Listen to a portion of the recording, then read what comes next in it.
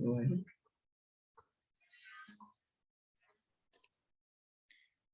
Bueno, hola a todos, buenos días. Queremos darles la bienvenida a este espacio de Pensando lo Vincular.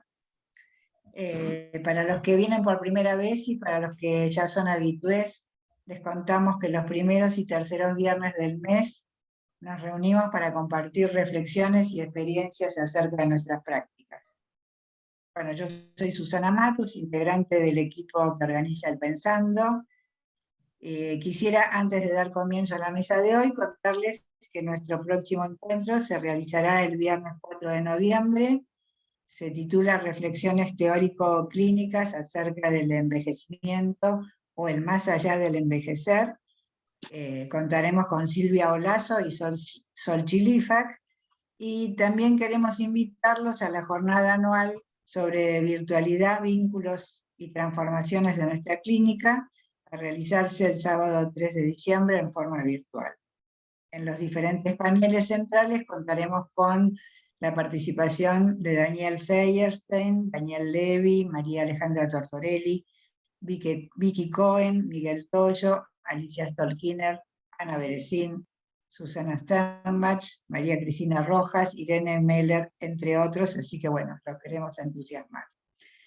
Bueno, dicho esto, paso a presentar la mesa de hoy. Su título es Cuerpos, visibilidad en la clínica, temática que nos convoca a partir de tantas situaciones clínicas que hacen necesario repensar no solo las conceptualizaciones vigentes acerca de los cuerpos en las diferentes teorizaciones psicoanalíticas, sino también y muy especialmente en relación a nuestro lugar como analistas. Bueno, con mucho gusto voy a presentar a las colegas que hoy nos acompañan para trabajar estas temáticas, que son Raquel Bossolo y Silvia Bolster.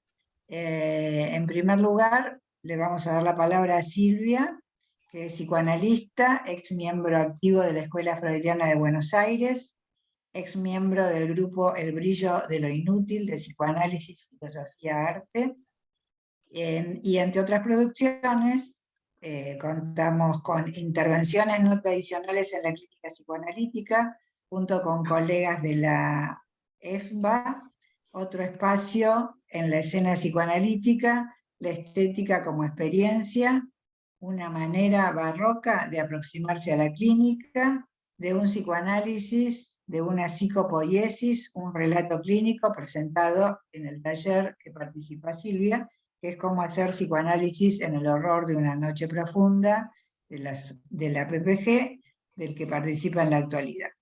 Bueno, le doy la palabra a Silvia. Silvia, tenés más o menos 20 minutos, yo te aviso cuando lo va llegando, y después le vamos a dar la palabra a Raquel, y después vamos a abrir un intercambio. Lo que les pido es que, con el público, ¿no? Les pido que los que quieran escriban en el chat, y los que quieran hacer participaciones habladas se van a abrir los micrófonos, pero pedimos que las participaciones sean cortas, así damos lugar a todos. Bueno, Silvia. Bueno, te agradezco, Susana, la invitación, por supuesto, compartir con Raquel esta mesa, y a la PPG, obviamente, que sigue sosteniendo y llevando adelante este espacio tan rico, tan valioso. También a los aquí presentes, que antes eran una expectativa y ahora son rostros que están allí convocando a que uno pueda decir algo en principio, ¿sí? Lo que traigo en principio es algunas cuestiones más teóricas para luego dar lugar a la clínica, pero que también es clínica en el sentido de que surge esta teorización a partir de la clínica, ¿sí? De la necesidad de interrogar, pensar, algo que llamo una clínica del asombro, porque no deja de asombrarme a lo largo de los años. Entonces, en relación a cuerpos que concibo como corporalidad, donde se materializan las afectaciones que nos llegan, y nos siguen llegando desde ámbitos muy diversos, y que a la vez producimos. Es decir, somos afectados y a la vez afectantes. Digo materialidad donde se inscriben maneras en que estamos siendo pulsados, tocados, hablados. En tanto hablados, digo, musicalizados. Claro, si las condiciones son suficientemente buenas, parafraseándolo a Winnicott, ¿sí? Con esto de la madre suficientemente buena. Digo musicalidad porque la musicalidad como soporte para que la palabra, en su condición de equívoco, de malentendido, pueda ser alojada. Palabra, digo, que no es sin cuerpo, como soporte rítmico, musical, en su dimensión sonora, vibrátil, que compromete, claro, nuestra voz, pero también la gestualidad, la mirada, en los aconteceres del habla de una lengua. Esa palabra que no es sin cuerpo, a la vez que dice, toca. Es decir, es palabra que en principio se siente. Ahora, sentir sería entonces esa capacidad de pensar en contacto con nuestras sensaciones más íntimas, más secretas, sean ellas olfativas, auditivas, visuales, táctiles, incluso sensaciones espaciotemporales, vinculares, que hacen cuerpo. Es decir, se materializan, se hacen audibles, visibles, dando a luz un registro sensible. Sensible a múltiples diferencias. Entonces, registro sensible diferencial que nos pone en presencia real del límite. Este es un punto clave que quiero traer hoy aquí. Registro sensible diferencial que nos pone en presencia real del límite, límite como acontecer de un movimiento vital, que será aquel al que le es inmanente una pausa, una escansión, un intervalo, un silencio. Y que se corporaliza, es decir, materializando de alguna manera una pulsación, un ritmo temporal, capaz de alojar simultaneidades en su modalidad contrastante, no unívoca. ¿Sí?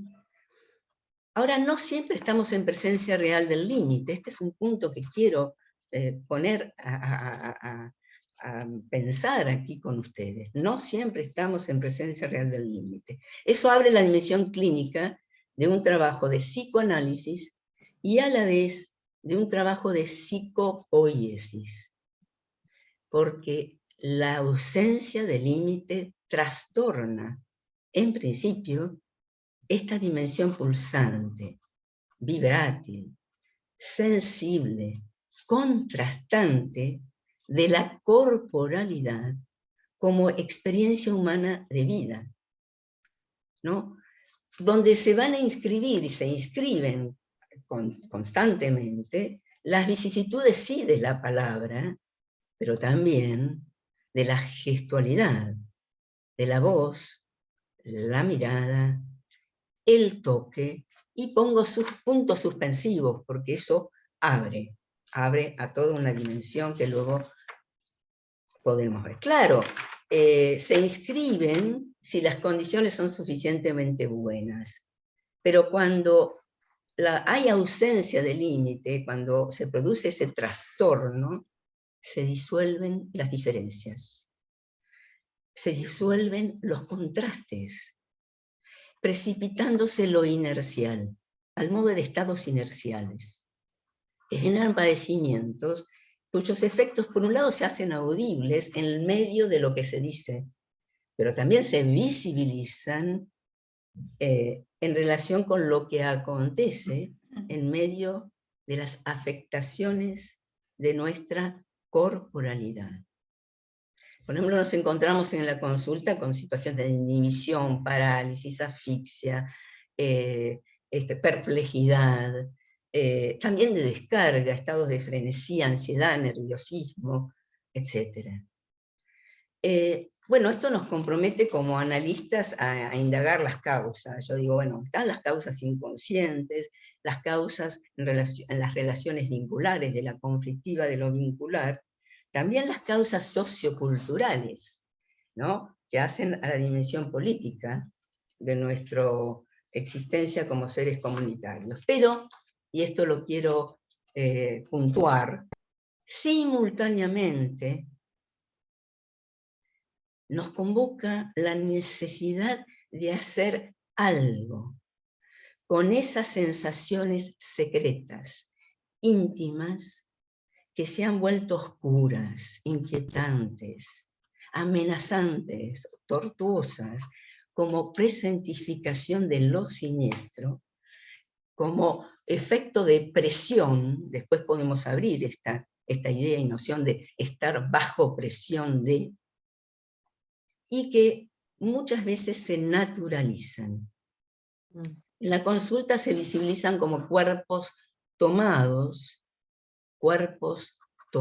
que no es lo mismo que hacer cuerpo, lo que hace cuerpo, cuerpos tomados en esa dimensión sufriente de una vida. Para terminar, antes de entrar en la clínica, hacer algo con esas sensaciones inquietantes. Digo, lo caótico que nos habita abre la perspectiva clínica de un obraje. Esto es lo que quiero situar. La perspectiva clínica de un obraje como pasaje de lo sensorial inquietante a lo sensible. Eso abriría toda la dimensión estética de la existencia humana. Bien, si les parece, voy a la viñeta clínica. Es un testimonio de un modo de hacer clínica, de mi clínica como clínica singular, claro. Se trata de interrogar las causas, permiso,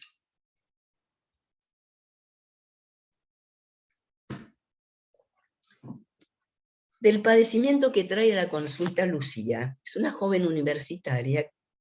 Preguntarse por qué de golpe no puede hacer lo que ella dice que quiere hacer y que hasta ese momento podía. A su vez, interrogar y alojar qué le pasa, porque desde la primera entrevista se muestra inquieta, con un nivel importante de nerviosismo, una mirada esquiva, un decir como entrecortado. Ella dice que está confundida.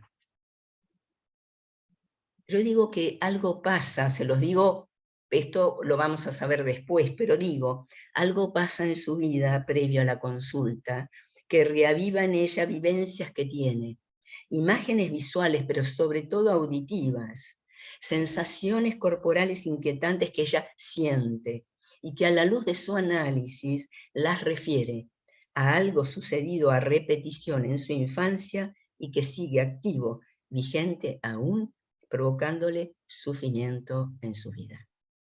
Voy al inicio. Luego de 2 o 3 sesiones ocurre algo que llama mi atención. Surge un estremecimiento que la conmociona a Lucía por un instante y a mí me sorprende. Luego desaparece. Pregunto, ¿qué pasó? Y ella dice, nada. ¿Cómo nada? Pasó un fantasma, digo, por allí de golpe. Y ella dice, ah, siempre me pasa. Cuando voy en el colectivo y me agarra, me bajo y camino unas cuadras hasta que se me pase. Y luego dice, es así. Y entonces surge una intervención de mi parte. Un gesto, movimiento de mi brazo, de mi mano, junto con la pregunta, ¿querés dar unos pasos? Ella con un gesto de zozobra dice, no, dice, me da miedo. pienso que el miedo no es sonso. Lucía agarra algo de su bolso y comienza a hablar de otra cosa, algo de su trabajo. Pero unas sesiones después, vuelve a suceder de golpe el estremecimiento. Vuelvo a ofrecer con un gesto de la mano la posibilidad de dar unos pasos en un lugar más amplio, despejado del consultorio. Ella dice, todavía no. Al pasar de algunas sesiones, comienza a poner en cuestión su elección de la carrera universitaria. Con ello aparecen algunas ideas, ocurrencias, que le surgen y que ella encuentra algo raro, disparatado, hace dibujos y los trae a sus sesiones. Ocurrencias, claro, que escapan, esto es clave, que en todo caso después lo podemos abrir un poco, escapan de la senda trazada para ella por su madre. Ella traza imágenes desopilantes, fragmentarias, en hojas sueltas. Es medio desopilante, es raro, hasta que por sugerencia mía arma una carpeta y, oh sorpresa, ella va haciendo un ordenamiento, aparece una hilación. Ah, cuando vemos juntas esa producción, eso, decimos, no sonreímos. Algo ahí se insinúa como una hilación. Un día llega a sesión muy decidida, se sienta y dice, hoy voy para allá. Y señala la zona despejada del consultorio que yo le había ofrecido, donde hay alfombra, almohadones. Se levanta, da unos pasos y dice, ¿y ahora qué hago? Digo, lo que surja. Yo acompaño desde aquí. Iba a decir algo más, pero ella inmediatamente se agacha, agarra un almohadón, aferrándose a él fuertemente.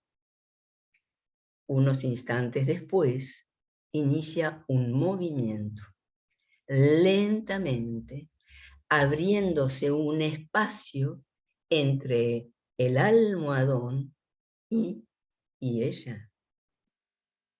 Lucía se encuentra erguida con el almohadón suspendido entre sus manos a distancia.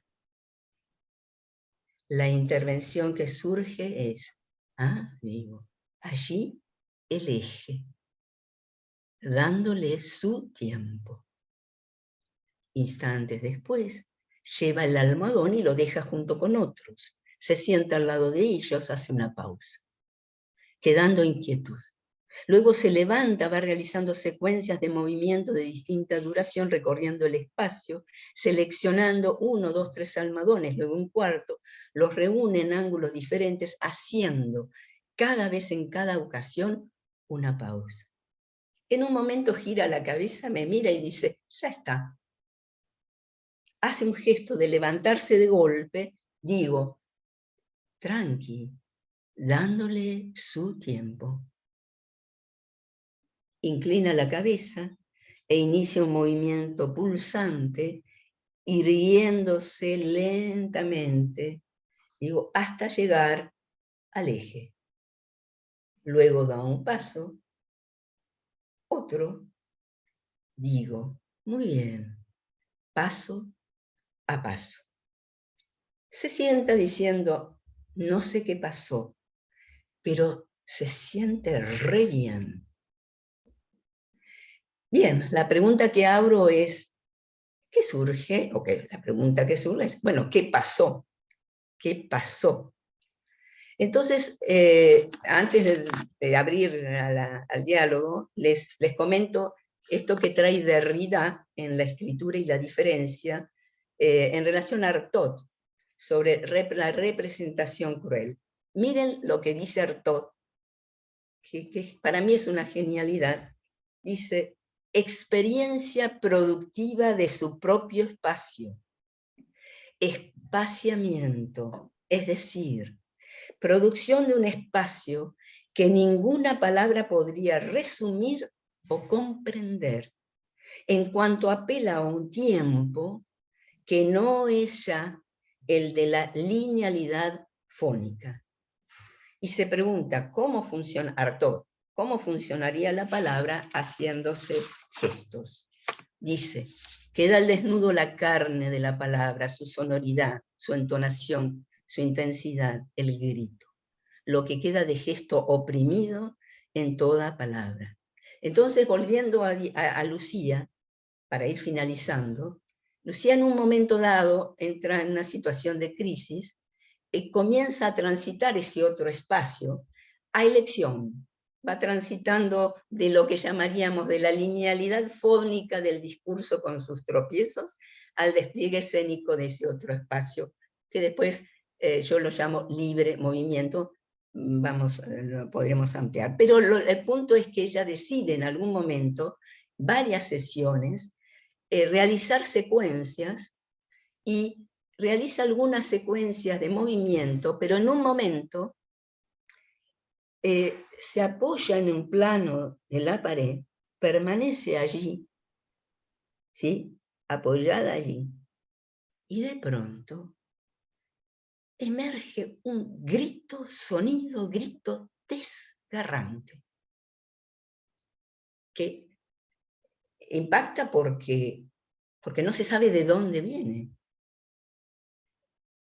Surge, tiene un clímax y termina. Luego de eso, ella se desprende del plano y comienza a realizar movimientos sobre su propio eje, y cuando parece que va a terminar allí donde había iniciado ese movimiento, ¿sí? De pronto se produce, ¿sí?, una onda que recorre todo su cuerpo y su rostro se abre en una sonrisa.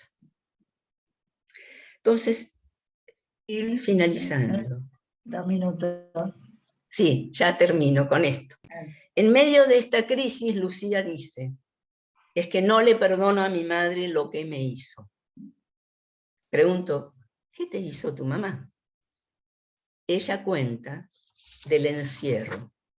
Su mamá la dejaba en la pieza cuando era chiquita, no sé cuántos años, pero algún registro tenía. Le decía, te quedás acá, hacía el gesto de silencio, cerraba la puerta con llave. Entonces, esto es lo que Lucía reconstruye después, la mamá, madre soltera, recibía en su casa a su pareja con cierta frecuencia. Luego, Lucía agrega, y después, cuando abría la puerta, de eso no se hablaba. Con esto, bueno, más o menos estuve en tiempo, Susana. Sí, perfecto, puntualísima, re bien, re lindo el relato. Bueno, voy a presentar a Raquel, y le damos la palabra a Raquel. Bueno, Raquel Bosolo es psicoanalista, analista institucional, ex profesora titular de la Cátedra Psicoterapia 2, Vincular y Grupal, de la carrera de Psicología de la Universidad Nacional de La Plata, y ex integrante del equipo de asistencia psicológica de Madres de Plaza E. Bueno, Raquel, te damos la palabra. Hola. Después de este relato uno queda así como que todas las palabras van a ser un poco raras, como palabras que no terminan de apresar un real que quiero transmitir. Espero poderlo hacer porque mi cuerpo por lo general habla bastante más que mi boca. Y mis gestos también. Primero, yo retomé la situación de las visibilidades y las invisibilidades, que me parece que es un tema en el cual, un poco como analista institucional, y un poco porque me interesa mucho la posibilidad de elucidación crítica de nociones y conceptos, yo vengo retomando desde hace bastante tiempo, incluso con un artículo que todavía no he publicado sobre cómo pensar el amor, en el cual busco categorías, modalidades de poder apresar ese real. El cuerpo tiene muchas cuestiones que a veces no son transmisibles ni apresables, pero sí detectables y también posiblemente intervenibles. Creo que la clínica que Silvia nos trajo recién tiene algunas de estas cuestiones. Pero me interesa tomar primero la visibilización y la invisibilización, porque eso es lo que nos compete en muchos de estos espacios nuestros, es pensar la manera de abrir posibles de visibilidad y también posibles de ejercer fuerzas que habiliten su posibilidad de intervención. La visibilización de un aspecto, una dimensión, sobre todo en aquello que llamamos que es multiplicidad, en los procesos de subjetivación, es muy importante poder deslindar porque estuvo excluido de nuestras condiciones, en el caso de los cuerpos, hace necesario esto hacernos cargo de una inevitable revuelta que produce incluir lo que ha sido excluido. Creo que los cuerpos, sus movimientos, sus gestos, sus producciones dramáticas en el espacio, son justamente algo que no fue considerado durante mucho tiempo. Y como bien dijo el libro Cuestionamos de los 60, aquello que queda excluido muchas veces nos entra por la ventana. Hoy los cuerpos están diciendo algunas cosas acerca de las mutaciones vividas que creo que son muy importantes para poder registrar y también pensar su posible intervención en campos como las producciones colectivas y las organizaciones políticas o los movimientos políticos. Cuando yo me siento a armar este guión, acababa de escuchar el fuerte alegato de Petros, el presidente de Colombia, recientemente elegido. En la Asamblea de las Naciones Unidas clama por la paz para emprender un combate contra el capital y frenar así la muy probable extinción de nuestro mundo en el planeta Tierra. Me puse a leerlo para ver si me motivaba qué decía yo en esta mesa. No sé por qué supuse que algo me iba a dar energía para hacerlo. Él le preocupa la posibilidad de poder frenar la extinción de nuestro mundo humano en el planeta Tierra.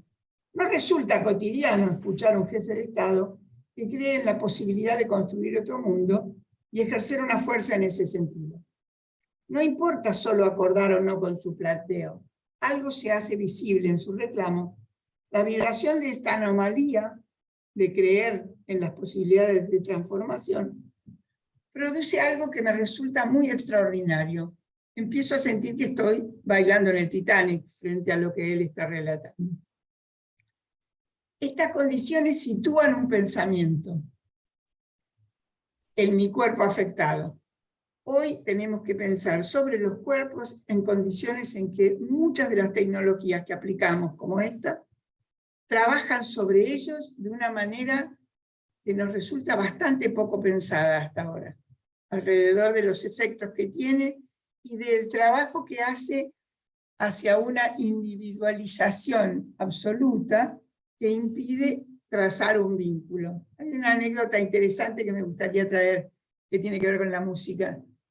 Mi hijo es músico y da clases, vive de dar clases de música, y durante toda la pandemia tuvo que transformarse, tuvo que hacer otra cosa para poder trabajar formando músicos, porque no era posible armar el vínculo de un ensamble, de una banda, en el Zoom. Era solo posible sumarlo por edición, por lo tanto, era muy distinto el sentimiento y la escucha de un músico cuando toca con otro, y logran hacer ese acople de los ensambles, y por lo tanto hubo que fundar otra modalidad de intervención sobre ellos para poder transmitir. Por suerte logró la cosa y siguió viviendo de la música. Pero me parece que la tecnología tiene que ver con una modalidad que nos interviene a nosotros de una manera en que los cuerpos empiezan a resultar intervenidos, tocados, diría, me parece Silvia, de una manera que es muy importante lograr entender. ¿Qué efecto se está produciendo sobre ellos? ¿Cuánto activa o paraliza la producción deseante? ¿Cuánto permite creer en las posibilidades de ejercer una fuerza material en las condiciones de existencia. Cuánto de la pasividad que hay o de la resignación a veces a las condiciones materiales que nos rodean no tiene que ver con modalidades de vínculo actual que perturban la posibilidad del armado colectivo, que fue lo que siempre movió las condiciones de existencia para transformarlas. Estas condiciones de las que hablo, que son un poquito más dramáticas que el drama que se arma en las sesiones, bastante más, demasiado extenso y demasiado impensable. Me parece que Ignacio Leucóvitz hablaba de esto como el desarreglo de los astros, decía, ese desastre, este colapso de la vida planetaria que se está produciendo, nos plantea nuevos interrogantes porque se nos han conmovido las relaciones que existían entre naturaleza y civilización, entre carne y espíritu, entre razón y afectación, que eran herederos de los binarismos de oposición binaria más antigua. Por ejemplo, la oposición cristiana entre carne y alma. La carne porque tiene un final por podredumbre y el alma eterno. Muchas veces hemos quedado tocados por eso, porque nuestras producciones teóricas de base fueron hace 100 y pico de años. Por lo tanto, en esa época, esas oposiciones binarias eran absolutamente fundantes del pensamiento y estuvieron penetradas nuestras teorizaciones por eso. Es probable que eso hizo que nuestros dispositivos tuvieran una acentuación en la significación de lo que escuchábamos en el lenguaje y no tanto en lo que producían esos cuerpos allí. Y cuando digo cuerpos en plural, es porque el cuerpo no es lo que podemos pensar, sino sería el cuerpo humano, una especie de universal, cuando la verdad es que hay cuerpos más que el cuerpo. Hay modos de los cuerpos y vínculos. Y ahí sí, me acuerdo que cuando estábamos pensando el título de esta mesa con Susana, decíamos cuerpo, vínculo, visibilidades, y me acordaba que vínculo estaba y después lo sacamos, pero sin vínculo, los cuerpos esos no son cuerpos en el sentido de tener esa capacidad vincular de poder hacer fuerza conjunta, de poder sentir juntos, de poder intercambiar sus diferencias para tener una utilidad común, como dice Spinoza. Es el tipo para el cual realmente tuvo el hallazgo en la historia de la filosofía más importante, que luego fue abandonada. Es la idea de que no hay jerarquías en la naturaleza.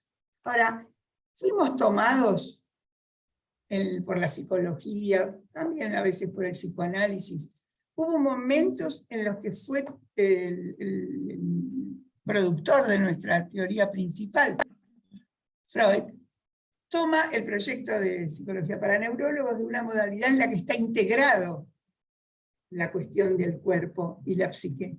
Mientras que hay otros momentos en que lo psíquico empieza a ser formalizado en teorizaciones que lo van despegando de la carnalidad corporal.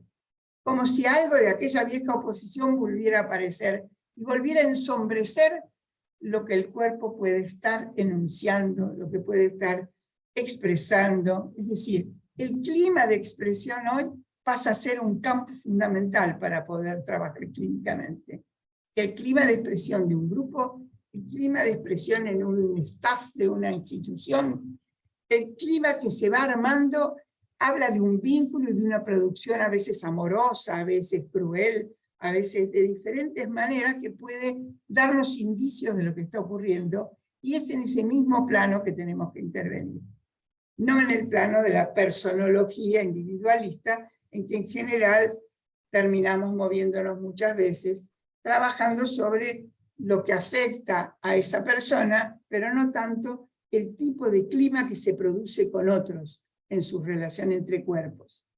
Creo que esto es clave para mi idea de la visibilidad. No solo es ver que hay un cuerpo y seguirle su pulsación, su ritmo, intervenirlo, como bien hace Silvia cuando le interviene con una sugerencia o interviene con una frasecita tipo un fantasma pasó por acá. como si fuera un juego, pero le está diciendo algo que toca. Entonces me parece que ese tipo de cosas es moverse en un plano que no traduce, que no va a la significación de lo que vos estás queriendo decir ni lo que vos te está pasando, sino que algo está pasando, y esto es anónimo, pero toma el cuerpo. Es anónimo, no es de una persona, de una voluntad, ni de una intención inconsciente. No hay nada de eso. Lo que hay es que algo se produjo allí, en ese contacto entre cuerpos. Porque el cuerpo de la analista, del analista, en general, es todavía un impensable. Cuando digo el cuerpo, quiero decir sus afectaciones y sus implicaciones. Creo que ese es el punto más complicado para nosotros, los analistas. Sobre todo, desde una modalidad que a veces predomina en nosotros y a veces no, por suerte, de tomarnos el psicoanálisis como identitario, es decir, como parte de nuestra identidad y no de nuestro estar, no de nuestro funcionar como analistas en cierta intervención, en cierto momento, en cierta situación que se tiene que producir para que allí haya análisis. No todo el tiempo somos analistas, no forma parte como decir soy argentino y soy analista. No, sos argentino porque naciste acá. Pero después ser analista significa algo que hoy el ser de todo está bastante interrogado. Y esto me parece que también nos toca en lo corporal. Los cuerpos no se pueden vislumbrar demasiado porque algo de ese remanente que terminó produciendo una cierta reducción al individuo, sujeto, psíquico, y no a toda su relación con la naturaleza, es lo que hoy se ha roto. Hoy se ha roto la relación, digamos, armoniosa con una naturaleza. La civilización la rompió hace muchos años. No lo percibíamos. Recién lo percibimos cuando empieza a haber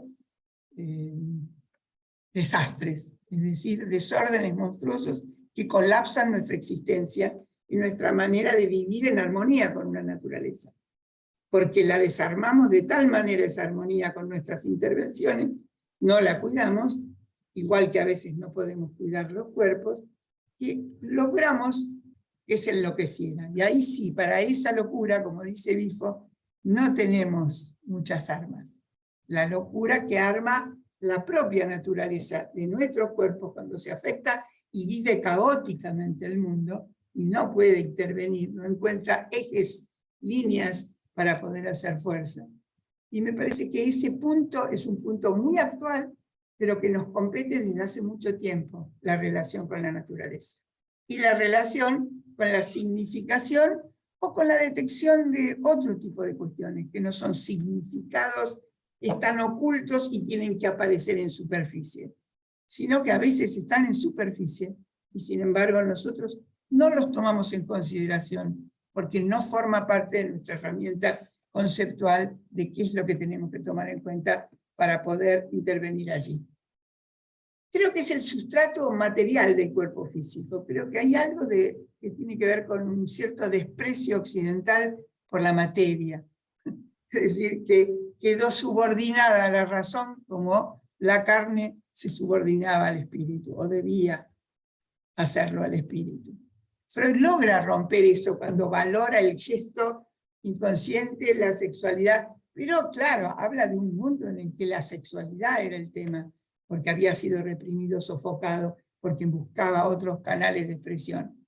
Hoy tenemos otro mundo, hoy tenemos un uso de la sexualidad, podríamos decir, no me gusta decir que ahí hay sexualidad, digamos, de las exhibiciones que hablan del sexo, que exponen cuestiones, que no tienen nada que ver. Lo que hace por lo general es aumentar el consumo de Viagra entre los jovencitos, producir falta de deseo monstruoso en los adultos, es decir, aparece una perturbación que nuestra teoría no tenía herramientas para darle cabida. Me parece que se necesita poder trabajar en las condiciones en que hoy nos captura, en todo caso, un modo de vivir que termina siendo catastrófico para el planeta o para nosotros. No solo porque produce sufrimiento, ahí hay otra cuestión que me parece importante. Cuando hablamos de cuerpos, lo primero que nos surge a nosotros siempre es los cuerpos padecientes, los cuerpos sufrientes. Es decir, el cuerpo como materia corruptible, dañable, pero como bien sabemos, nuestro cuerpo es también parte de la potencia de hacer, de la potencia de transformar y de la potencia de producir pensamientos, producir ideas y desplegar la capacidad de invención.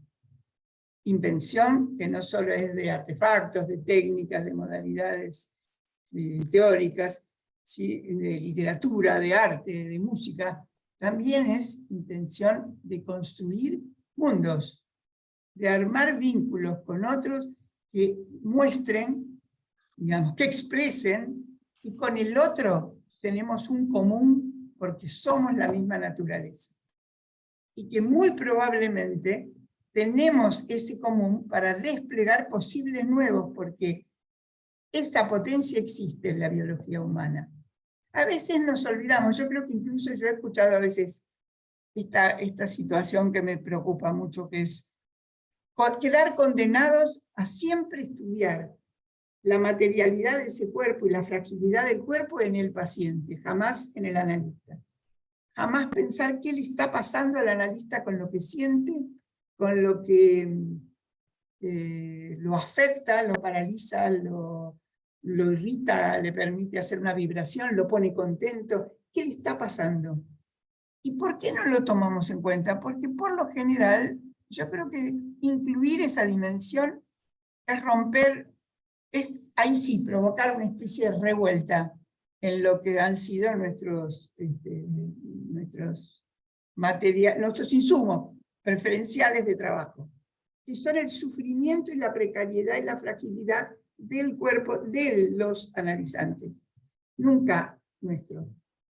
Yo he hecho mucha experiencia de trabajo con grupos, porque yo empecé trabajando con grupos y sigo trabajando con la idea de explorar e investigar las formaciones colectivas. Por eso ingresé en esta institución, porque esta institución nació por la exclusión de las prácticas grupales que incluyen muchos cuerpos, porque las prácticas grupales conmocionaban el dispositivo individual, que rehusaba la presencia de los cuerpos, porque solo se podía trabajar sobre el sujeto individual.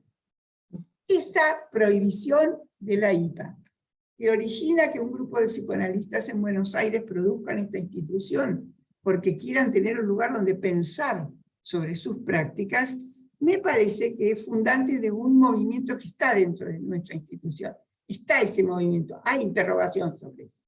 Lo que pasa es que también después nos vemos llevados por la demanda que nos da de comer, que es la que nos permite vivir, que lo nuestro no sea solo una pasión del saber, sino además una profesión, y por lo tanto la demanda es siempre que socorramos al sufriente, o al tipo que está mal en algún aspecto de su vida.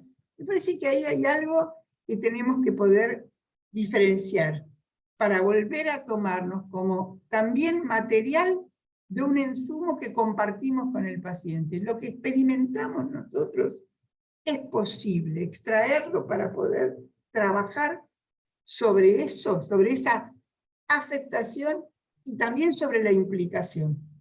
Es decir, sobre la complicación, sobre la manera en que somos habitados por algo que tiene que ver con el equipamiento colectivo, diría Guattari, es decir, el conjunto de valores y formas de vida que nos va empapando y nos va modelizando, modulando para habitar la sociedad como adaptados. Me parece que esa situación es heredada, digamos, muy compartida con darle presencia al cuerpo, darle presencia a que las palabras muerdan la carne. No solo, ay, me produjo algo. No, que muerdan la carne, que produzcan un efecto contundente. Permitir que lo hagan, porque es allí donde hay un montón de cuestiones que no las podemos tomar.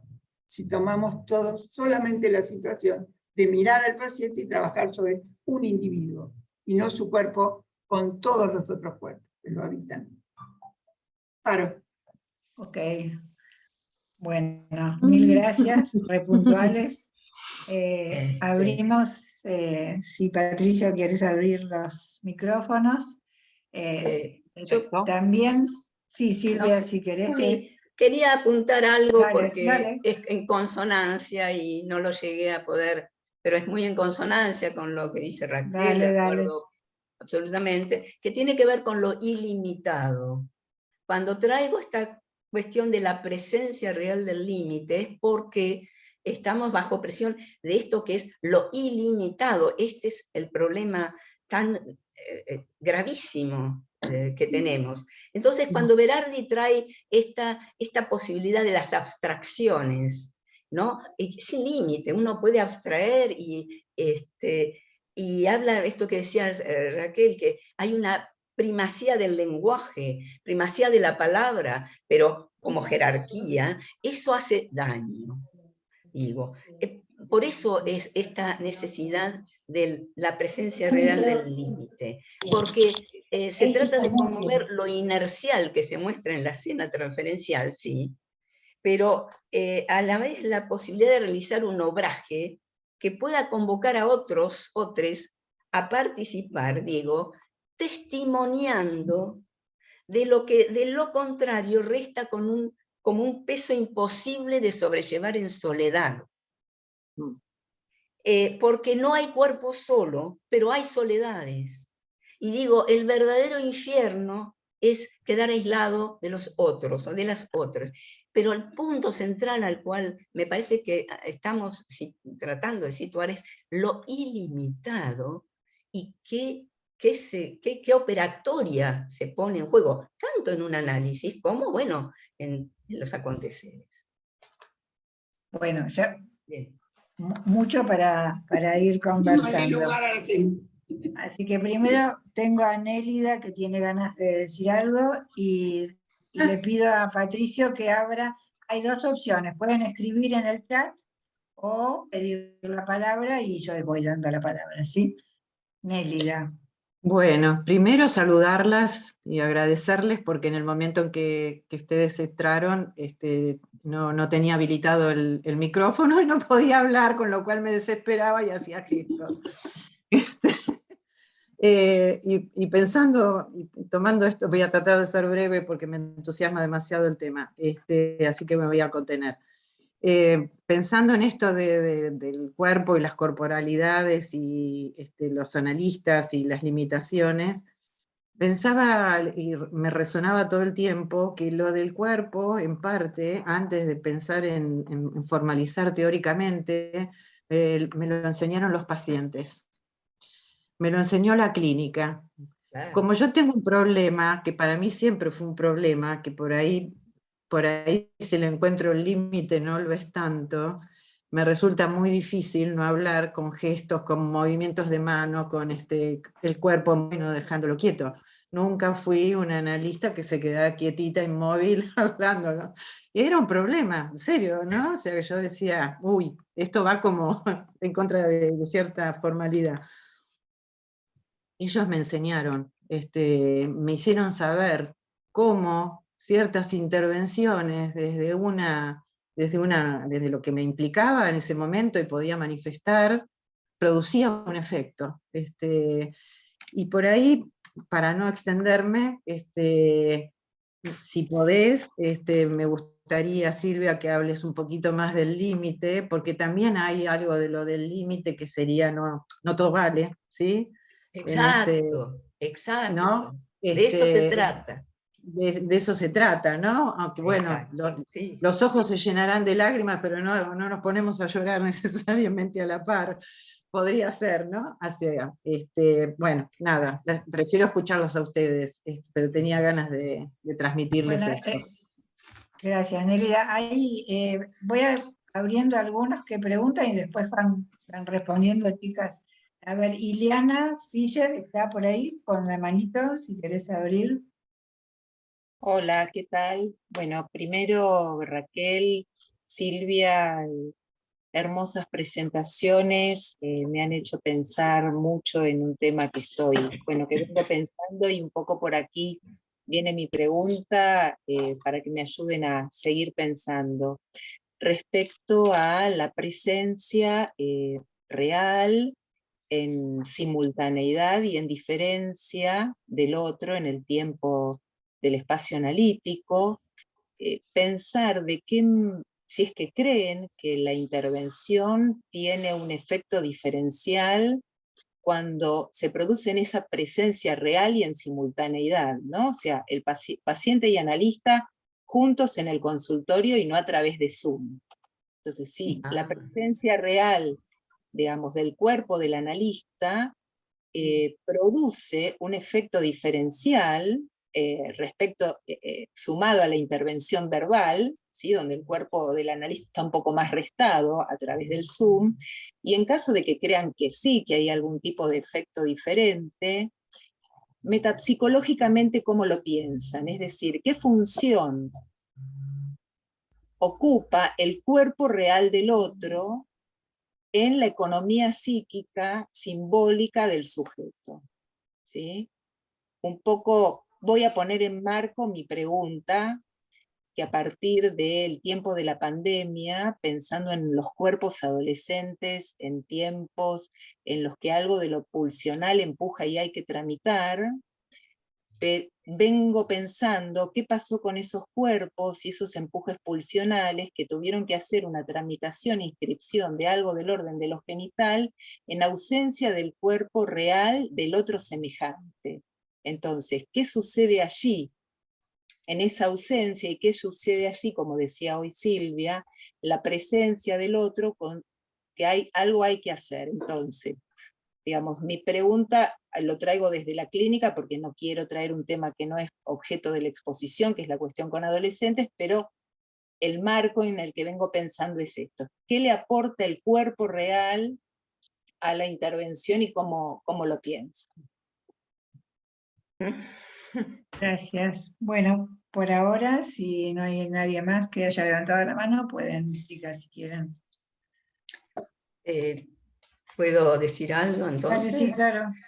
Una en relación a, yo mencioné algo del libre movimiento, porque esta apertura de otro espacio, ¿sí? De apertura al despliegue de la gestualidad, también de la palabra, pero del sonido, de la voz como sonido, de la voz como palabra, pero también de la gestualidad, la mirada, el toque, las cuestiones que tienen ahí que ver con la distancia, las distancias singulares que se producen allí, la duración, etcétera, etcétera. Hay muchas cuestiones allí, pero que hace a esta posibilidad de un libre movimiento que incluye, es decir, no excluye la libre asociación, sino que es, la libre asociación es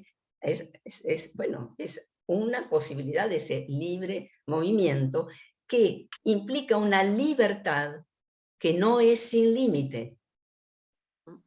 Pero el límite pensado en este sentido, como acontecer, y como el acontecer y como aquello que requiere de la intervención de un otro barrado, en este caso el analista, pero se requiere la intervención del otro, porque en general cuando estamos en situaciones de demanda pulsional ilimitada o desaforada, o que genera situaciones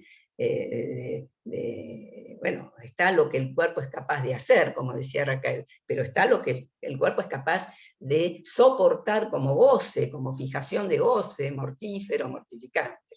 Entonces, digo, ante esa demanda pulsional, el límite, pero como acontecer, como presencia real del límite, que no es un hecho, no es alguien que le pone, no es algo algo preestablecido o algo. Yo puse acá algo que escribí ahora, digo, presencia real del límite como condición para el despuntar de aconteceres. Claro, aconteceres que conmuevan eso inercial, para ponerlo muy sintéticamente, ¿sí? Pero es un despuntar de aconteceres. Es una operatoria que va a ponerse a jugar allí o no, o no. Y se puede hacer en forma virtual. A ver, no vamos ahora a descartar lo virtual, pero el problema es descartar lo otro y pensar que ya, ¿no?, trabajar en presencia, ¿no?, ya, bueno, no hace falta, o no es necesario, o no.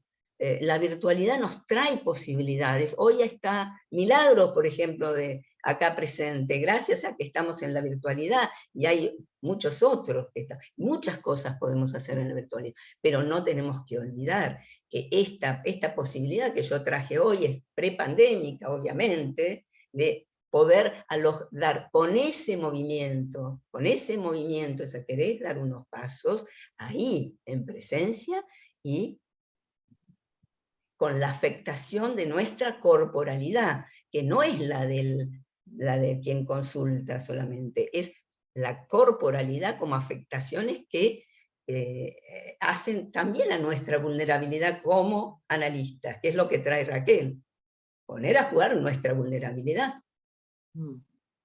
Quedamos afectados, sorprendidos. Raquel, sí. Yo me siento muy extraña frente a esto.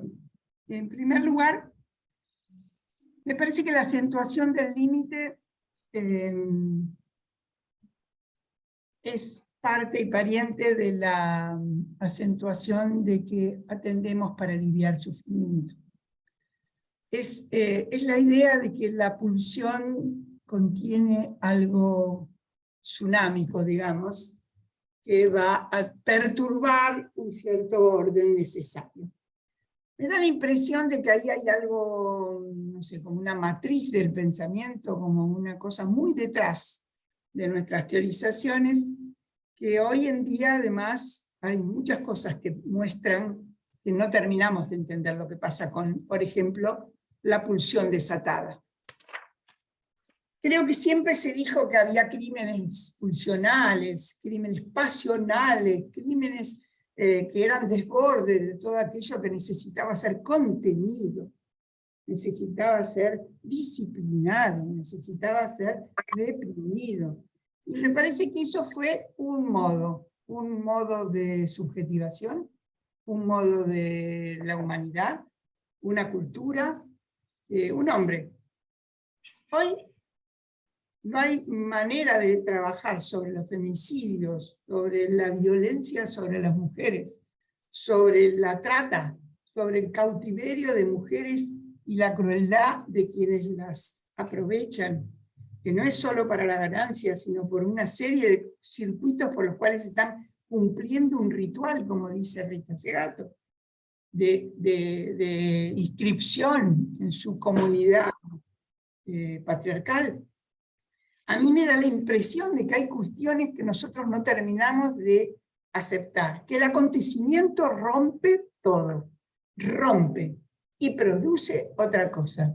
Eso entonces ya no es algo como... Yo creo que el cuerpo nos pone límites, porque el cuerpo nos pone límites es porque es natural, y la naturaleza tiene sus propios límites, donde nada muere del todo, porque se transforma en otra cosa. Y siempre es así. Por lo tanto, el devenir es permanente, los procesos son permanentes y no se terminan, ni con medidas disciplinarias, ni con reglas que prohíban prácticas como fue lo de los grupos. El mundo está mostrando que hay que poder vivir al ritmo de una naturaleza que muta todo el tiempo. Y creo que nosotros tenemos todavía una inercia hacia la construcción de algo que sea de una manera, y para lo cual hablamos de ciertas incapacidades o de ciertos excesos que podría tener la vida funcional, etc., de manera casi temerosa, cuando hay producción de acontecimiento que requiere que sea así, tormentoso. Digamos, recuerdo el debate que hubo en el grupo de obscenos, cuando Alejandra McIntosh estaba en ese grupo para pensar el post-porno. Y me acuerdo la violencia que le generaba a Alejandra, que nosotros, algunos de nosotros valoráramos lo que había hecho ese grupo cuando exhibió los cuerpos desnudos de las mujeres jóvenes con dildos utilizados para hacerse penetraciones y exhibirlas, etc. Y todo eso era una violencia para ella, era un exceso que estaba inundando y que era terriblemente invasor de la privacidad de los otros. Pero el problema es que la vida pareciera que requiere remociones violentas muchas veces, la vida natural. Y el problema es que a veces nosotros le desordenamos el ritmo que tenía, que es diferente, que es por lo que ahora estamos sufriendo. Le desordenamos el ritmo porque le quisimos imponer un límite, un modo de orden, en lugar de estudiar sus modos de devenir y de transformar. Yo diría, los cuerpos tienen sus modos. Nosotros les aplicamos todo el artificio necesario de las cirugías, de las hormonas, de las dietas y todo lo demás. Pero los cuerpos tienen un modo de devenir otro, de a veces acontecer otro, y me parece muy importante la palabra, porque la palabra es la producción de algo que no existía. Entonces, esto es un acontecer.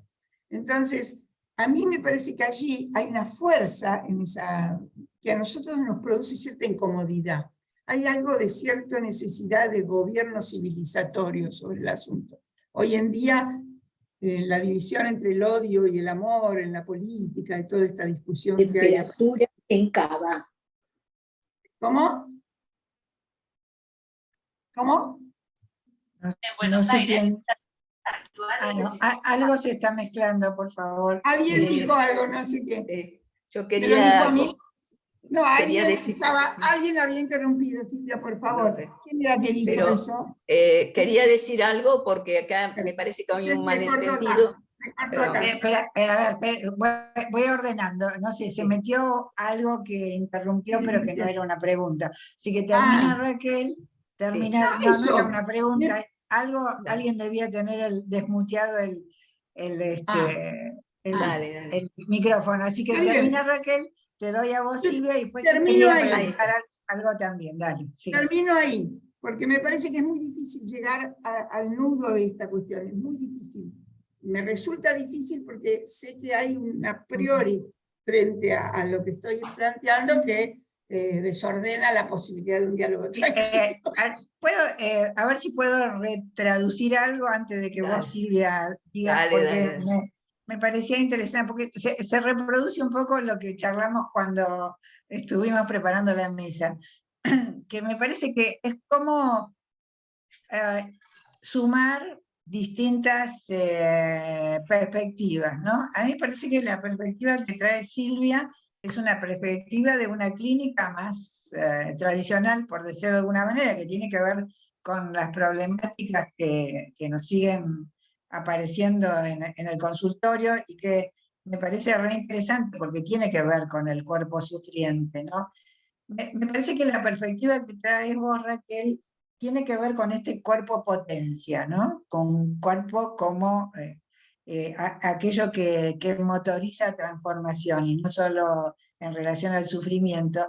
Y ahí me parece que nos lleva más a la cuestión de los colectivos. Me parece que lo que vos contás se puede visibilizar más en la clínica, pero que implica el trabajo de los colectivos, ¿no? Por algo vos traes el tema de los femicidios, ¿no? O sea, me parece interesante. A mí me hizo recordar algo que estoy leyendo de Pablo Ferneda, el libro que él escribió, Cómo hacerse un cuerpo en el arte, donde él trabaja mucho estas cuestiones, sobre todo cómo salir del binarismo en relación a, por ejemplo, la cuestión del cuerpo de los travestis o lo trans. Me parece re interesante, pero yo querría que no quedara en oposición. Me parece esto que va apareciendo suma, digamos, distintas herramientas, porque la pregunta era, ¿cómo intervenimos? En todo caso, me parece que hay contextos diferentes y hay diferentes intervenciones posibles, pero que suman. Bueno, quería traducir un poco lo que me parecía que estaban transmitiendo. Ahora te dejo, Silvia, y después Mérida quería volver a decir algo. Y una cosita, porque quiero escucharlos a ustedes, pero el límite es un diferencial.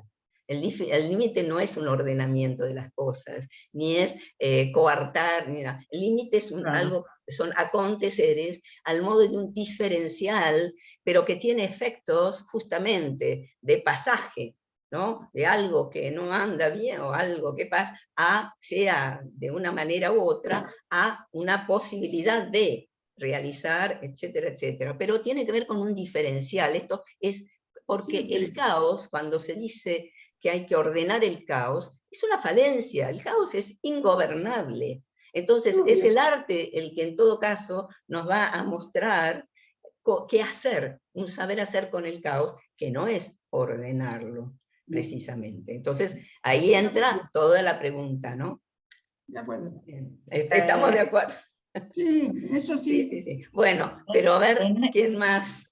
Nélida Escuchemos. quería volver a decir, y alguien si quiere levante, pongan una manito, y Ricardo, bueno, Nélida, Ricardo. Estaba pensando, y bueno, no, si no Nélida. que hable Ricardo, porque yo ya hablé y hablo después, como quieran, ¿eh?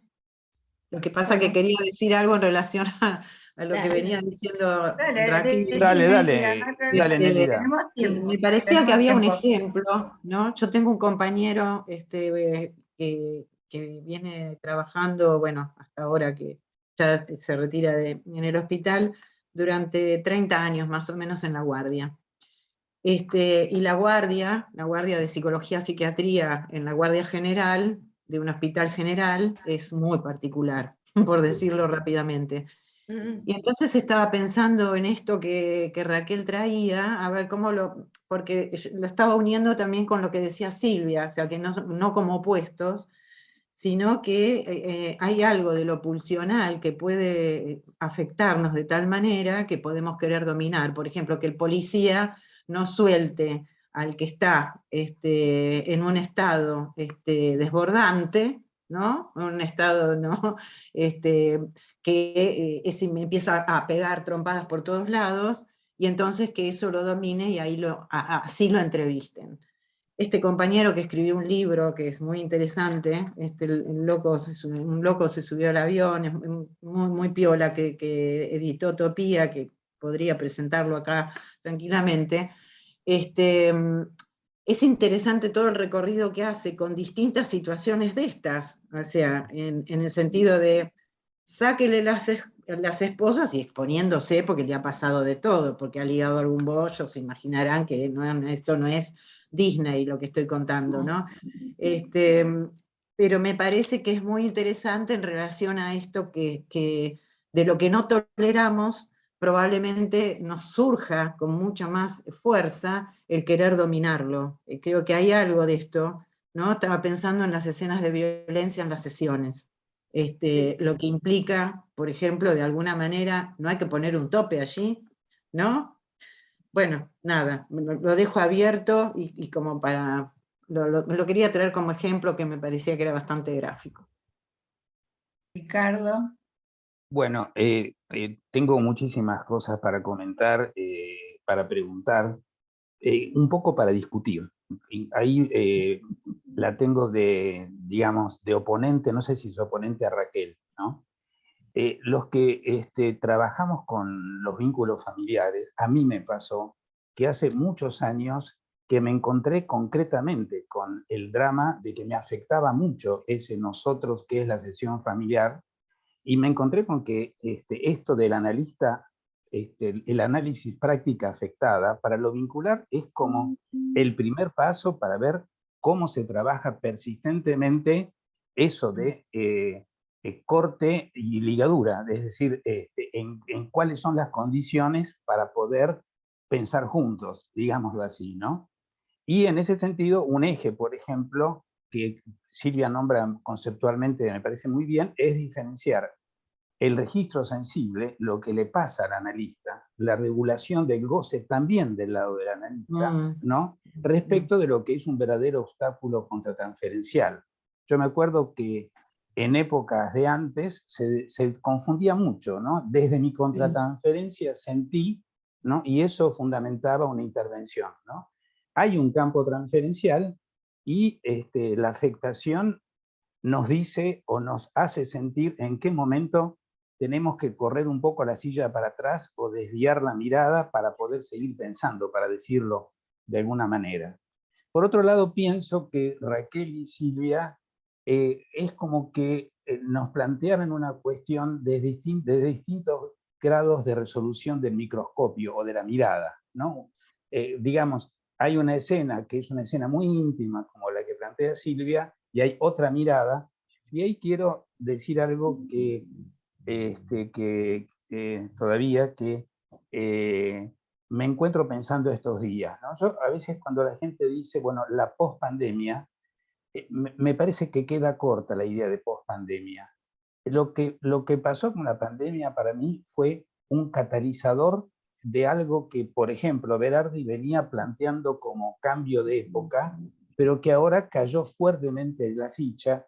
Y en ese sentido les recomiendo un libro de Agustín Valle que se llama Nunca tan cerca, donde él plantea de entrada la cuestión del cyborg, ¿no? El hecho de que hoy en día tenemos en el cuerpo agregados aparatos, digamos, que nos pueden servir o nos pueden chupar. Es decir, nos pueden meter en un frenesí mortífero, como diría Silvia, sí, o nos pueden ser útiles en nuestra subjetivación. Y en ese punto, en relación a lo vincular, una expresión que usó Silvia me gusta, digamos, y la querría subrayar, que es esta cosa de la corporalidad, ¿no? Donde, como no hay un cuerpo solo, lo que hay siempre es un entre, ¿no? Digamos, corporalidad, ella dijo afectados y afectantes, ¿no? Y ahí hay un trabajo sobre la configuración de fronteras entre los habitantes de una situación. Bueno, eso.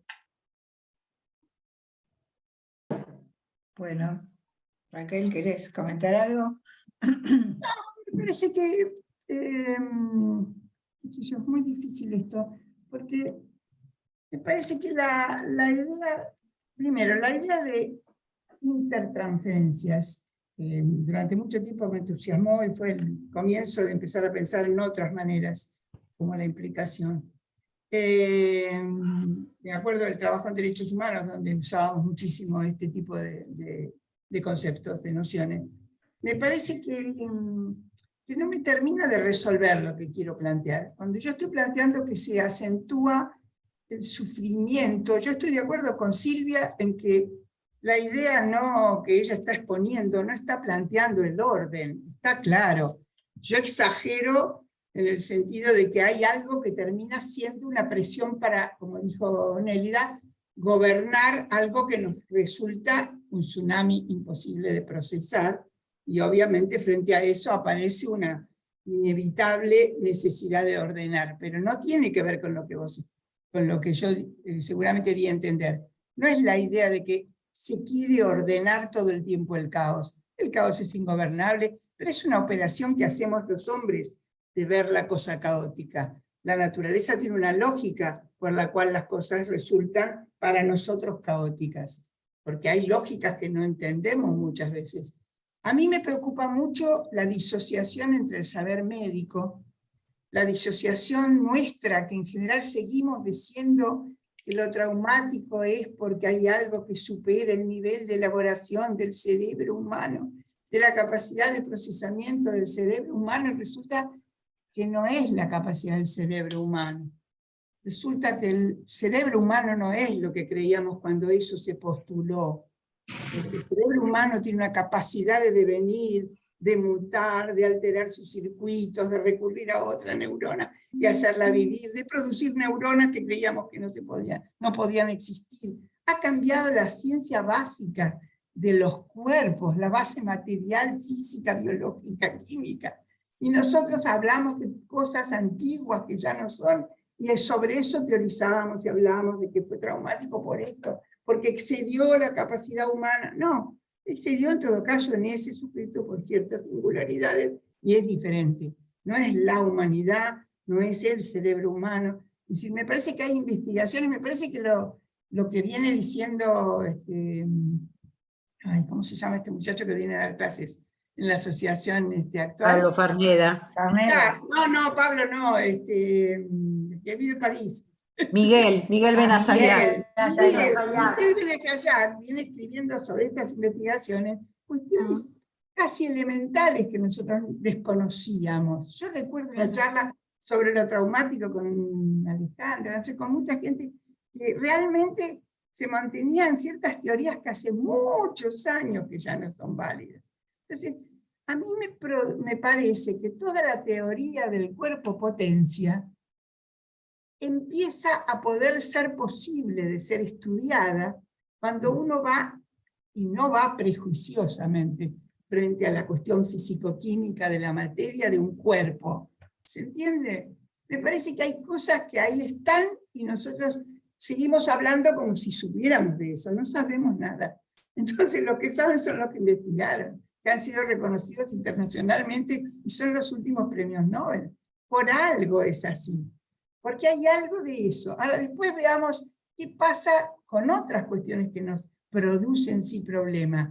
La manipulación que hay de la naturaleza humana, porque lo ilimitado es una construcción del capitalismo neoliberal para producir una vivencia que termina siendo un frenesí caotizante y enloquecedor, que impide que la gente pueda hacer cosas, producir ideas, porque el frenesí inunda el cerebro de tal manera que es bastante difícil. Yo coincido mucho con Silvia en esa precaución. Ante eso, ese grado de limitación, seguro yo estoy de acuerdo. Lo que no estoy de acuerdo es suponer que el límite es un límite porque hay la precariedad humana facilita la posibilidad de fluir y de tener sensibilidad frente a muchísimas cosas que nos transforman. Entonces la precariedad no es nuestro problema en un mundo impredecible, nos ayuda en un mundo impredecible. Cierta precariedad, es lo que dice Suelín Ronick. Y a mí me parece que es muy interesante ese punto de vista, y coincide con muchas de las producciones científicas bioquímicas, aunque no nos guste que exista ese plano de individuación. Existe y nos sostiene vivos. Eso es lo que quiero decir. No sé si hay alguien más, si no, digo algo. Por ahora no veo, así que Silvia, no, por eso insisto en esto de cómo que tome cuerpo este registro sensible diferencial, que pueda alojar en simultaneidad, ¿no?, lo contrastante, de manera tal de no producir jerarquías, o no promover que hay algo y entonces hay que sacar eso para poner otra cosa en primacía, ¿sí? Es decir, cómo alojar lo contrastante al modo de una pulsación rítmica que no implica una complementariedad, tampoco implica oposición, descalificación, jerarquía. Entonces, concebir esta dimensión pulsante, rítmica, temporal, singular, sea a nivel colectivo, sea a nivel que se esté hablando, creo que esto que trato de situar al modo de un registro sensible diferencial, porque si no, volvemos a la idea de que esto no, pero esto sí, que está esta verdad, no, pero no, esto ya no es verdad, ahora es esto. Y no, me parece que si yo hablo, por ejemplo, del caos, no elimino la dimensión inconsciente. No es que entonces, ahora vamos a trabajar en relación a lo caótico. No, no, está la dimensión inconsciente, la dimensión vincular, la dimensión política, comunitaria, social, y ahora incluyo esta dimensión de lo caótico en un sentido en que el arte lo trabaja, ¿sí? Por lo menos para mí, cuando hablo de el arte de la cura, es el arte de un cuidado en relación a las afectaciones y modos de poder afectar o ser afectado, que puedan, digamos, ser más auspiciosos, ¿no? Generar esta posibilidad de que una voz pueda ser escuchada, de poder testimoniar de esa singularidad que nos atañe a cada uno, y de una manera absolutamente única, ¿no? Pero haciendo partícipes a los otros, que esto es lo que la dimensión social del arte, que convocar a los otros a participar de modo tal de que no quedar aislado, no quedar con la carga de algo, que si no se testimonia de eso, ¿no? Queda como un peso imposible de sobrellevar. No sé si esta idea la logro decir con... ¿A qué le llamás contrastante? ¿A qué le llamás contrastante? Porque para mí son heterogeneidades radicales. Sí, sí, heterogeneidades que trabajan en mismo. simultaneidad. Estoy de acuerdo. Sí, sí, las heterogeneidades que trabajan pero en simultaneidad, ¿sí? No, no que, bueno, ahora voy a hablar de esto, entonces hay que descalificar lo otro. Como decir, yo pongo a jugar lo vital, movimiento vital, la vida. Sí, sí, hablé prácticamente más de la vida que de la verdad. Pero entonces desalojo la verdad, no de ninguna manera. No de ninguna manera. Sí. A ver, quiero leer algo que dejó Carlos Busetti, que se tuvo que ir, pero me parece interesante. Dice, intervenciones que son una revuelta contra el psicoanálisis instituido. Gracias por las aperturas que inician. Me parece que por ahí anda, no sé qué dicen. Sí. ¿Norberto no quería decir algo? Carlos es un tipo que viene laburando en eso. Sí. Es que se fue, dijo tengo que irme y se dejó la pregunta, bueno, el comentario y se fue. Me parece que está bueno, que algo de eso está sucediendo en esto, claro. Tanto en una presentación como en la otra. Creo que hay algo de la simultaneidad de intervenciones, de nudos de la trama y sobre todo me parece que lo que trae cada uno de ustedes es algo así como, no, vos dijiste, Silvia, una clínica del asombro. Me parece que es eso, ¿no? Estamos asombrados de tantas cosas que no sabemos y de tantas cosas que habíamos invisibilizado. ¿No? Y no cargar de sentidos, ¿no? Y no cargar de sentidos. Claro. Pero hay algo que me parece que es importante, que es, digamos, es cierto, estamos asombrados, súper perplejos, como bien dijo hoy Silvia, frente a una realidad, bueno, ¿no? Muy fuerte, mutante, que no habíamos previsto. Pero me parece que el punto está en que ya a esta altura, por suerte, bueno, estamos percibiendo, registrando de distinta manera e inscribiéndolo conceptualmente de distinta manera. Yo diría que allí aparecen matices, no tanto en la oposición, yo creo que ni Silvia es de hacer oposiciones binarias de esto o lo otro, ni yo. Es decir, no tengo ningún problema en eso, no creo tampoco que decir que lo que le afecta al analista puede ser insumo de trabajo para el analista con su paciente. No quiere decir que me olvido de la relación singular que tiene una distancia necesaria con el paciente. No confunde la neutralidad y la abstinencia, no confunde, no voy a hacer psicología del yo. No es ninguna de esas ideas. Entonces, me da la impresión de que para no ridiculizar al otro, sino poder tomar, yo no digo que Silvia dice cosas, yo digo lo que me parece que nos pasa a veces, que es diferente. Entonces, yo no creo realmente que el problema sea en lo que logramos percibir. Logramos percibir y estamos todos interesados en alojar eso que es nuevo. Eso sí estoy de acuerdo. Ahora, después está de qué manera lo podemos alojar desde el punto de vista conceptual. ¿Estamos dispuestos a dejar caer algo? ¿Estamos dispuestos a dejar conmover algo de lo que hace a lo que terminó siendo una identidad? ¿Estamos dispuestos a revenir o nos agarramos de mojones porque estamos aterrados? Entonces, a mí me preocupa la manera en que lo pensamos, no tanto lo que desalojamos, porque yo creo que estamos alojando mucho, pero como bien dijo Silvia, el alojamiento ilimitado también es un problema, porque después, ¿qué haces con todo si no lo tenés de alguna manera en una teorización ordenado? Toda teorización requiere un ordenamiento, pero todavía no estamos en condiciones de ordenar las cosas que empiezan a aparecer. Hacemos relatos clínicos, comentamos ejemplos, pero no podemos todavía hacer conceptualizaciones.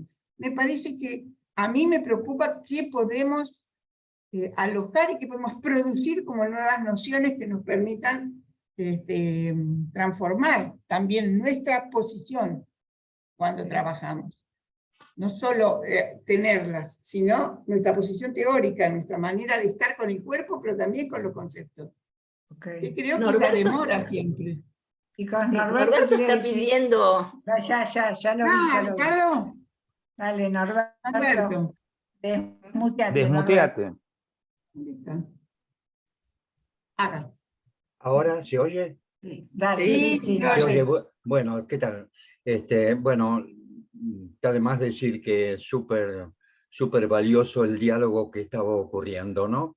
Ahora, me pregunto, ¿hasta qué punto de repente podemos abandonar estas dos cosas, ¿no? Los cristianos dicen, el cuerpo es la prisión del alma. Viene Foucault y dice, no, el alma es la prisión del cuerpo. Digo estas dos cuestiones en el sentido de que a mí, y veo incluso que en este diálogo, que nos es difícil, muy difícil, a lo mejor es imposible y hay que tolerar momentos de incertidumbre y de caos, pero nos Sí. es difícil salir de este binarismo. Digamos, el binarismo no desaparece por decreto, armó demasiado cabeza. Por ejemplo, en este momento, cuando Raquel dice, con razón, a veces tenemos pensamientos que son antiguos con respecto a todo lo que descubrió la biología o la medicina en tal y tal campo del saber. Totalmente verdad. Ahora, la inversa a lo mejor también es verdad. Qué lejos que están algunos descubrimientos de los expertos en cerebro de entender cuánto se ha avanzado en los formatos múltiples y complejos de la subjetivación. No, con esto quiero decir que me parece difícil y un riesgo permanente no embanderarnos de alguna manera, porque todo el tiempo, por ejemplo, acá estamos hablando, es decir, que no estamos bailando. Este no es un pensándolo vincular donde todos nos bailáramos, tocáramos cosas. Estamos todo el tiempo, el ciclo se llama pensando lo vincular, no, pensando lo corporal. Me parece que la apuesta formidable, ¿no? de tanto de Raquel como Silvia, ni qué hablar, es algo así como un cuerpo al que lo sometimos demasiado a los conceptos, por demás. Entonces, tal vez es un momento de perplejidad, justamente, de dejar que aparezcan cosas, una especie de capacidad de demora a darle una representación a lo que todavía es irrepresentable. Me parece que a mí me es costoso muchas veces. Trato todo lo posible de demorar y decir, de esto no sé. No le ponga rápidamente una palabra que lo amordace, ¿no? Que lo mantenga así. Pero bueno, por ejemplo, digamos, en esta cuestión de los cuerpos, para mí sigue siendo como una enorme pregunta, ¿qué pasa, ¿no? En esta catástrofe de este país donde los cuerpos tienen miedo de ser robados, donde los cuerpos se han empobrecido, donde los cuerpos están bajo el 100% de inflación. Es decir, ¿qué pasa con estas corporeidades? También, ¿no? Qué necesario, sin caer en la política, en el politicismo, ir incorporando estas preguntas. ¿Cómo puede, cómo está afectado un cuerpo que está viviendo en tales condiciones sociohistóricas como las que estamos viviendo en este país? Bueno, estas son las cosas que me bailan por la cabeza. Gracias. Se ve que algo debe haber... Ah, no, estás ahí abajo, Silvia. Se me había perdido Silvia. Qué mal. Bueno, acá está, no, se me perdió el cuerpo. Bueno, no sé si hay alguien y si no, si No, quieren... un pequeño detalle, Vale. Norberto, esto de que Artaud decía, nos han robado el cuerpo, ¿no? En algún momento, ¿no? Hace esa declaración, nos han robado el cuerpo. Él decía, digo, esto trayendo algo que a lo mejor parece al lateral, pero él cuando habla de cuerpos sin órganos, él, ¿no? Cuando dice el actor que está sometido a ese órgano que era el texto del autor, y a ese otro órgano que era el director con la disciplina que le impone al actor, le roban ese gesto vivo, su cuerpo, ¿no? Decía, roban el cuerpo. Y entonces esa posibilidad de liberarse. El punto es que siempre digo, bueno, la libertad digo, lo que potencia una libertad es el encuentro con su límite. No sé, lo dejo ahí, ¿qué les parece? Pero me parece que ese es el punto que hoy en día, todo libertad, no. Lo que potencia la libertad es el encuentro con su límite. Ahora, ¿de qué límite hablamos? Esa es lo que yo quería poner a tantear con ustedes y a que me ayuden a salir de la cosa estereotipada, preestablecida, disciplinaria, etcétera, ¿no? Raquel, ¿podrías, ya te dejo, Norberto, cuando vos decís, a ver, me quedé pensando, ¿qué intervenciones podríamos pensar en relación al cuerpo del analista? ¿No? ¿De qué modo te imaginás interviniendo más allá del registro que uno tenga, ¿no? Porque yo pensaba, a veces debe estar bueno poder imaginar como que esto sea parte del trabajo del análisis, ¿no? La inclusión del cuerpo del analista. Y bueno, queda esa pregunta, y Norberto, ¿vos querías preguntar algo o simplemente comentar? Si Un no, pequeño comentario con respecto al tema de los límites, ¿no? sí. Que de repente parece que no debiera haber límites, pero en todo caso, me parece que solamente puede haber proceso si hay ciertas demoras. Se le puede llamar límite. Exacto. ¿Acaso no hace falta eh, estabilizar momentáneamente una deconstrucción? Creo que esto lo trabaja Deleuze, ¿no?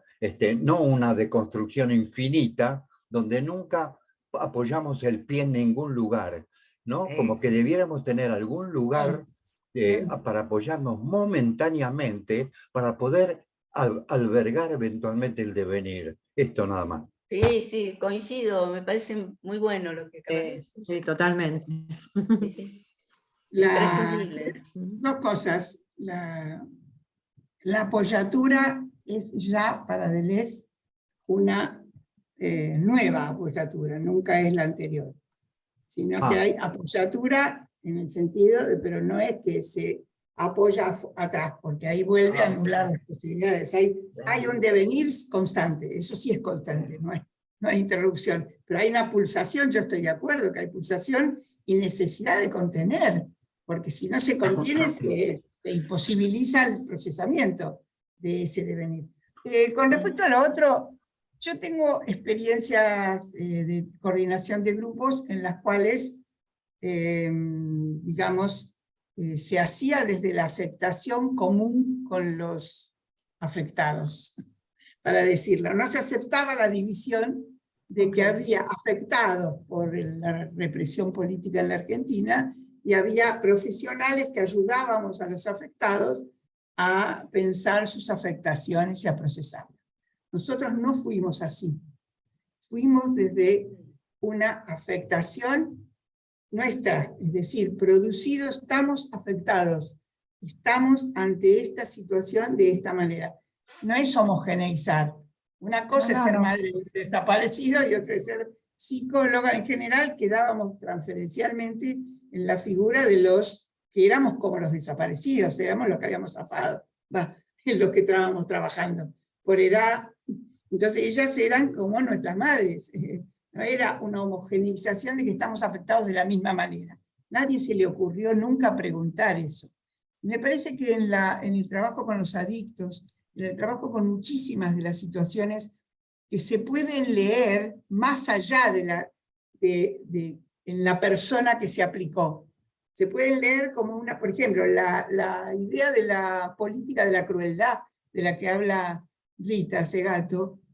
La política de la crueldad no es una política que solo se ejerce en México cuando matan a las mujeres y le proceden. No, es una política que en el mundo está imperando en las subjetivaciones y que se expresa fundamentalmente sobre algunos cuerpos de manera dramática. Pero yo creo que la afectación de una situación histórica, etcétera, nos toca de una manera que bien puede ser parte del insumo de trabajo. Yo así trabajé muchos años con los familiares desaparecidos, y cuando hicimos la experiencia de Cro-Magnon, yo hoy lo tenía anotado en el texto escrito que tengo, que no lo voy a poder hacer hasta que no lo haga bien, porque está mal escrito todo, pero cuando trabajamos con la gente que fue afectada por Cro-Magnon, que tenía hijos internados, algunos un pariente muerto, etc., fue desde esa posición. Algunos de los que están acá, Graciela Bianchi, algunos estuvieron trabajando en ese entonces. Yo propuse que fuera así, que no hiciéramos lo que hacían en general los profesionales, que era ir a contribuir desde una exterioridad. Y bueno, para mí fue muy rico. Fue muy rico porque se trabajaba... Lo que digo que más que una intervención es una posición subjetiva lo que estás planteando. El posicionamiento subjetivo del profesional en el... Claro, estoy de acuerdo, totalmente. Ahí es. Me Si parece no es la confesión contratransferencial tampoco. No como confesión, pero a veces podría ser una intervención, no sé, suponen, algunas veces uno registra algo en el cuerpo que, no sé, el paciente no registra y uno puede incluir, tal vez, pero me parece que luego está trayendo algo más fuerte, que acuerdo totalmente que es una posición subjetiva. Sí, pero también... estar incluido en un lugar de afectación mutua. De acuerdo. En eso es así, pero si uno revisa la clínica de Laborde, por ejemplo, y la clínica de Guattari, muchas veces lo que indica hacer o no un procedimiento como empezar a caminar en lugar de quedarse sentados en el consultorio, ¿no? O ir a hacer una cosecha mientras está trabajando en la clínica, ese tipo de cosas, son a partir de que por ahí alguno de los dos dice, ay, me estoy aburriendo, y por ahí es el analista, por ahí es decir, toma lo que está pasando en el cuerpo. Me acuerdo una vez que Marta Aloste, que creo que ya se fue, estaba en una reunión y empezó a decir, tengo jaqueca, estoy empezando con el dolor de cabeza, y nosotros lo tomamos como un elemento que tenía que ver con el clima del grupo en ese momento, lo trajimos. No es una cuestión de, ay, convidando lo personal, borrando, no. Eso estaba invadiendo cuerpo de la analista o de la coordinadora. Se tomó y se modificó la dinámica a partir de lo que se pudo compartir y elaborar con ellos, con los que eran miembros del grupo. Entonces, a mí me parece que es una modalidad que rompe con una división profesional, rompe con el experto. Es difícil de ver cómo se tramita, pero existe, ¿no? ¿Puedo decir algo? Bueno, una dos última segundos cosita. porque estamos en la hora. Y quiero leer a alguien dos cosas que dijeron. Dale. Janina, súper interesante todo lo que plantean, gracias por compartir. Silvia Castro, muy interesante las exposiciones para seguir pensando. Lo virtual deja esa sensación de vacío de los cuerpos, son medios cuerpos, son lo que se ve en las pantallas. Bueno, para otra oportunidad. Y Laura Menéndez dice, sí, así trabajábamos en derechos humanos, en relación a lo que vos estabas contando, Raquel. Y Silvia, al final. Dale. No, quería decir que a veces decimos que estamos, que los cuerpos, ¿no? O el cuerpo, digo, estamos afectados en nuestra corporalidad, digo, pero ¿quién está afectado, ¿no? El punto es si hay registro de eso que sucede. Por ejemplo, muchas veces alguien está tomado, por eso digo cuerpo tomado, y no hay registro de eso que le está sucediendo. No hay registro, no se da cuenta de lo que produce y de lo que está pasando, no tiene registro. ¿sí? Eso. Entonces, eso quería dejar dicho, que el diferencial es en función de qué registro tenemos respecto de lo que sucede, lo que pasa, lo que acontece, etc. Bueno, pero agradecerles a todos. Hemos logrado visibilizar las corporalidades, chicos. Después cada uno se lo lleva a casa y hace lo que puede con esto. Y mil gracias, Silvia y Raquel, por toda la polenta que le ponen. Gracias a todos ustedes por el debate. Bueno, hermoso. Y bueno, la seguimos así. Y nos seguimos viendo en la próxima Pensando. Bueno, un beso. Chau, chau. Hasta la próxima. Gracias, Chau, chau. gracias. Chau, chau. Gracias.